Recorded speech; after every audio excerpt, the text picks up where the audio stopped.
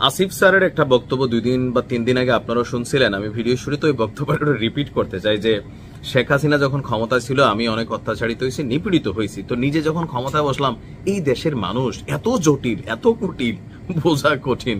কেরে আপনি তো 26 লক্ষ ভারতীয় খুঁজা বের করতে পারেন না, তো কুটিলতা জটিলতা আপনারাও তৈরি করছেন। এখন আপনি যখন চেয়ারে আছেন তখন ভয় পাচ্ছেন, কারণ অনেকে বলতেছে যে খালি ক্ষমতাটা শেষ হোক, আসিফ নজরুল কেমনে প্যান্ট পরে বাসায় যায়।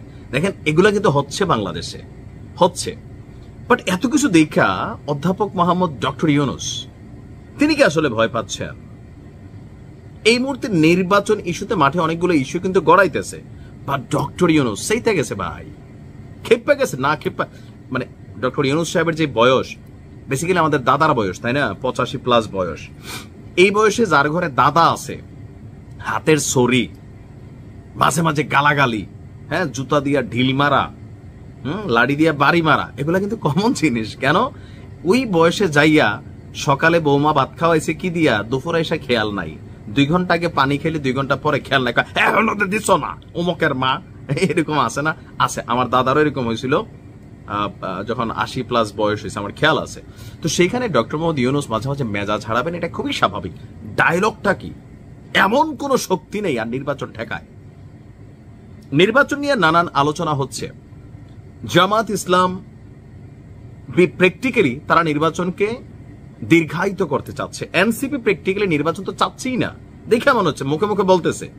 জামাত এবং এনসিপির মধ্যে বন্ডিং এর মধ্যে জামাত একটু আগানো, তারা তাদের প্রার্থী ক্যান্ডিডেট সিলেক্ট করে ফেলছে, তারা চাচ্ছে আর একটু সময়টা যাক, অথবা নির্বাচন ইস্যুকে কেন্দ্র করে আর একটু সহজতর হোক, যেভাবে বিজয়টা আসবে, মানে পিআরে কোনো ভোট নষ্ট হয় না। সারা বাংলাদেশে যত ভোট পড়বে জামাতের প্রার্থী, সবগুলা ভোট তারা পাবে। কিন্তু গতানুগতিক ধারার নির্বাচনে এটা হয় না, যে কথার কথা যে কুমিল্লা 5 আমার আসনে জামাতের যিনি প্রার্থী আছেন ডক্টর মোবারক ভাই, বিএনপির আছে জসিম ভাই, তারপর কি বলা হয় যে আরেকজন আছেন আমাদের চেয়ারম্যান সাহেব মিজান ভাই, এখন একজন হয়তো এখানে নমিনেশন পাবেন।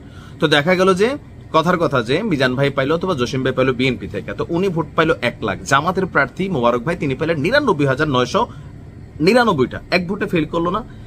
এখন এই 99,999 ভোট সারা বাংলাদেশের জামাত ইসলাম দলটার জন্য কোনো কাজে লাগবে না ফেল করার কারণে, কিন্তু পিআরে এই ভোটটা যোগ হয়ে যাবে। সারা বাংলাদেশের সব ভোট যোগ হয়ে গেলে স্বাভাবিকভাবে জামাতের আসন সংখ্যা বাড়বে। এটার জন্য জামাত অনর যে পিআরটারে যেমনি হোক মুলাইয়া মালাইয়া এটা আনতে হবে, এটা নিয়ে অনেক যুক্তিতর্ক হচ্ছে। যাই হোক, এখন এই পরিস্থিতিতে, এখন এইরকম নানান পরিস্থিতিতে এনসিপির বার্তা বা আরো বিভিন্ন কিছু নিয়ে স্বাভাবিকভাবে সরকার বর্তমান আইন শৃঙ্খলা পরিস্থিতি সকল কিছুকে কেন্দ্র করে যত তাড়াতাড়ি একটা নির্বাচন দেওয়া সম্ভব, সুষ্ঠু অবাধ গ্রহণযোগ্য সরকারের জায়গা থেকে, এটা দিয়া কিন্তু আসলে সরকার থেকে বিদায় নিতে চাচ্ছে। ডক্টর ইউনূস সাহেব আগেই বলে দিচ্ছেন যে ভাই আমি ভবিষ্যতে কোনো দলের যে কোনো পদ আমারই দেব, কথার কথা আমি এখান থেকে যাওয়ার পর আমি ভাই রাজনীতিতে আর নাই। কেন, রাজনীতি করার মজা তিনি বুঝে গেছেন। উপদেষ্টা পরিষদে যারাই একটু বড় বড় কথা বলতেন, ওই যে বললাম না যে মেসি কি ডাইনে শট করবে না বামে, কত দূরত্ব থেকে করবে, এটা আমরা চা দোকানে বসে যত সহজে আলোচনা করি, এলাকার ভিতরে বিয়াতা খেলার মধ্যে নামাই দিলে কিন্তু টের পাওয়া যায়, হ্যাঁ, কে কুদ্দুর দৌড় দেয় না চেরানি খায় কয়টা। তো বরাবরই বিষয়টা এরকম যে দূর থেকে বলা আর যিনি করেন তার করা, এটার মধ্যে ভেজাল হয় অলওয়েজ। আর সারা পৃথিবীতেই যে ক্ষমতায় থাকে, আপনি যতক্ষণ ক্ষমতা না বসবেন আপনার নিয়ে দুর্গন্ধ বের হবে না, আপনার নিয়ে সমালোচনা হবে না, একটা লিমিটেশনে হবে, আপনি মজলুম অবস্থায় থাকবেন।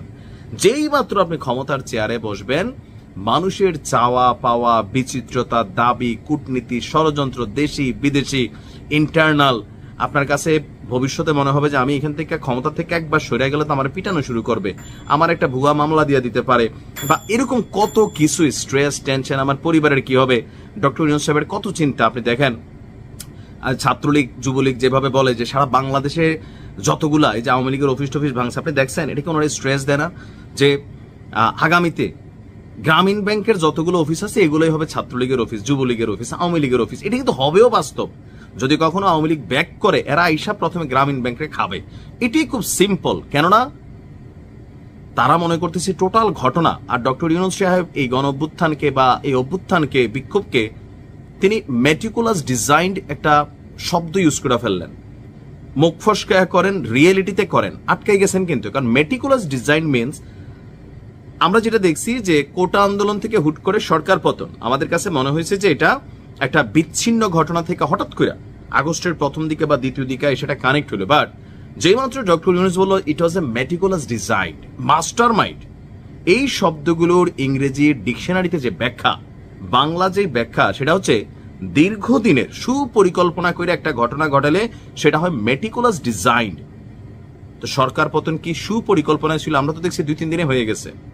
মাস্টার মাইন্ড মাহফুজ কই থেকে আসলো, তার আমরা চিন্তাও না ওইভাবে, মানে নির্বাচনের সরকার পতনের আগে পড়ে।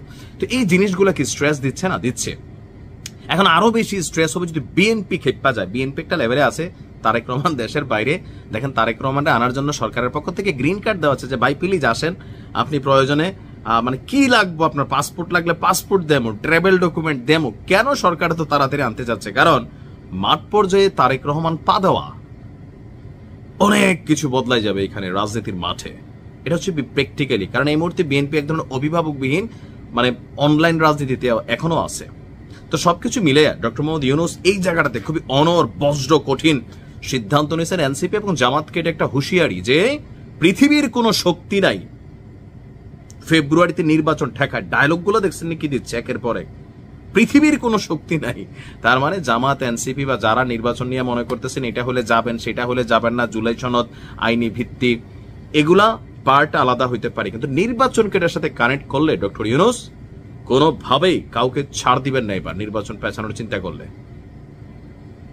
মানে বুড়া মানুষ এবার আস্তে ধীরে কিন্তু খেপা শুরু করছে। হ্যাঁ, খেপা নিয়ে কি যেন একটা গান আছে, আরেকদিন শোনাবো। ভালো থাকুন, আসসালামু আলাইকুম।